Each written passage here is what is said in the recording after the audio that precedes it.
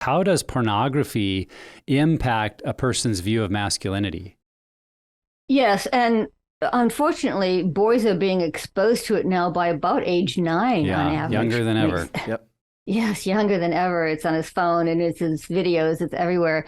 And young girls, there were things that I couldn't fit into the book, or it would be too Sure. big, but I had anecdotes of young girls who, in grade school were coming across their male, fellow students, 9-year-old, 10-year-old, watching pornography on the phone during a break between classes. Yeah, wow.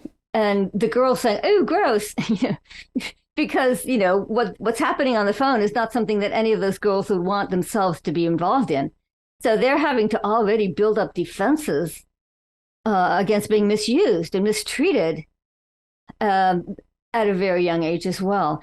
So I do think it's one of the ways in which you can say we want men to grow up to be considerate, respectful, responsible, and we're not giving them the tools to do it.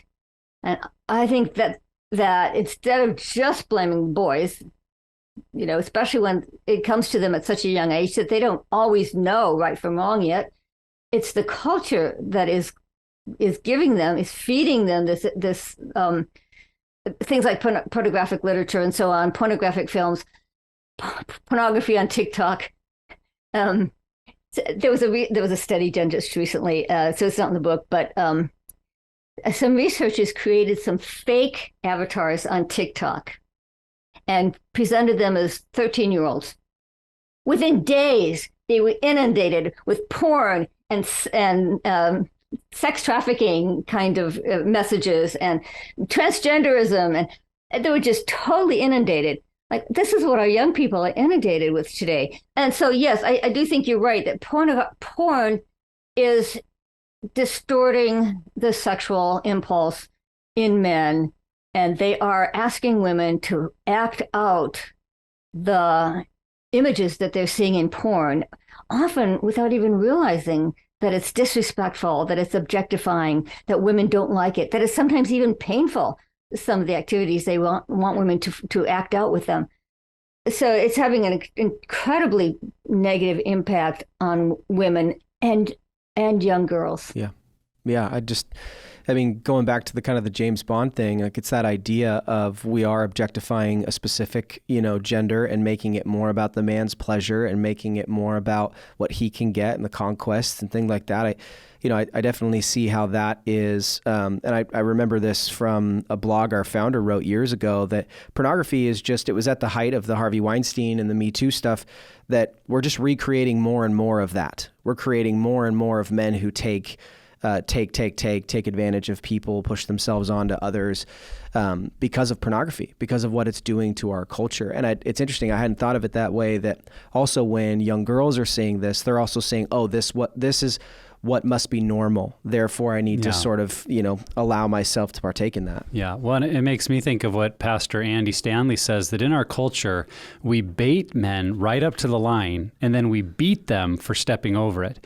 So through James Bond movies and pornography and a world that teaches men, get the girl, have all the sex, be the champion, it's all about your pleasure. I mean, that's the world of pornography. And then when a man actually acts that way, we're like, shame on you. You're toxic. You're what's wrong with our culture. And I think what I hear you saying, Nancy, is that we have to take a hard look at our culture and say, are we creating some of these patterns of toxic masculinity by what we allow, by what's shaping our media and this underworld of pornography, that until we take a serious stand against it, we're going to continue to get the product of it that we're getting. And that's not in any way to excuse men that behave badly or say, oh, you're not responsible for your poor choices. Like they totally are. But I think it's just taking a hard look at why are we creating this kind of man often in our culture? Well, they're being trained that way.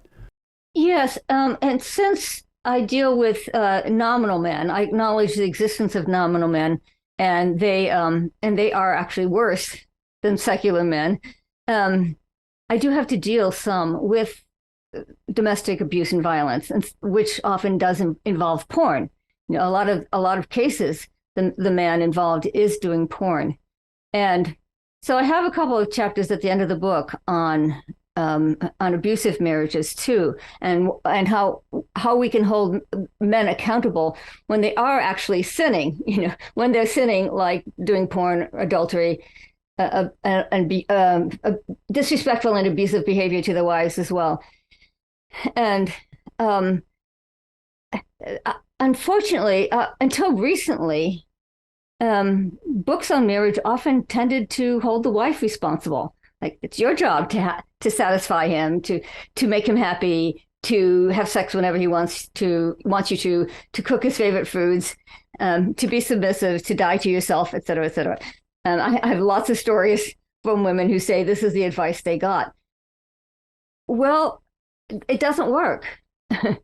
And we know that doesn't work because on a playground bully, he doesn't change if you're kind to him, if you forgive him, if you acquiesce to him. We know it in international affairs. If there's a belligerent nation, we learned this in World War II. If there's a belligerent nation, you don't placate and appease them. It doesn't work. And so fortunately, more and more books are now coming out saying, actually, the way to handle this is Matthew 18. Matthew 18 is the passage on how to deal with sin in the body of Christ. Oddly enough, it's not usually applied to marriage, but it should be. So Matthew 18, for people who haven't memorized it, this is that chapter, the verse that says, if somebody sins against you, you confront them, you talk to them. And if they don't listen to you, bring a few more witnesses. And if they don't listen to them, then bring it before the church.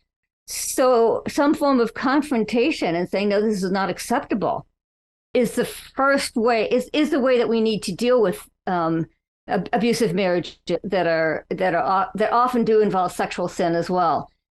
And like I say, if you want some good books on the subject, go to my footnotes, go to my endnotes, because it's very recent. I mean, my whole life growing up, I always heard the other message.